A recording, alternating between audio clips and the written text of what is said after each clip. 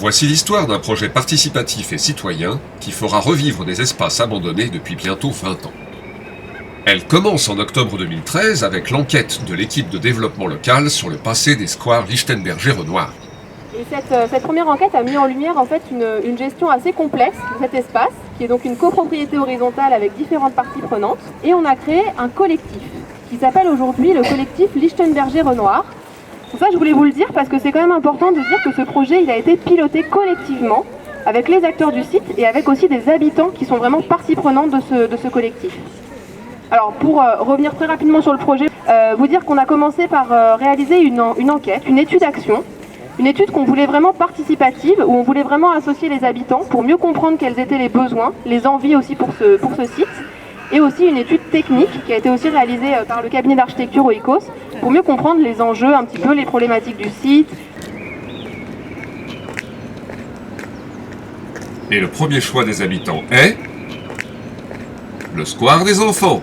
C'est un projet qui est ouvert, c'est pas quelque chose qu'on a défini entre nous et qui est définitif, c'est quelque chose qui va vivre avec les habitants. Par exemple ici, quand le square des enfants sera ouvert, on ne sait pas encore s'il faudra le fermer, s'il faudra l'ouvrir, à quelle heure, avec qui, le laisser éclairer la nuit ou pas.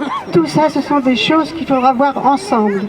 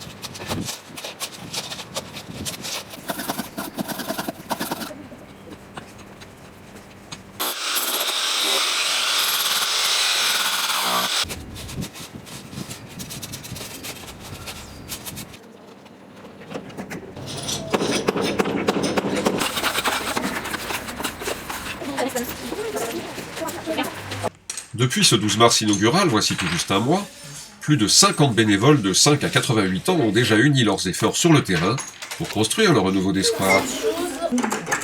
Et quelque chose me dit que cette belle histoire restera dans les mémoires. J'ai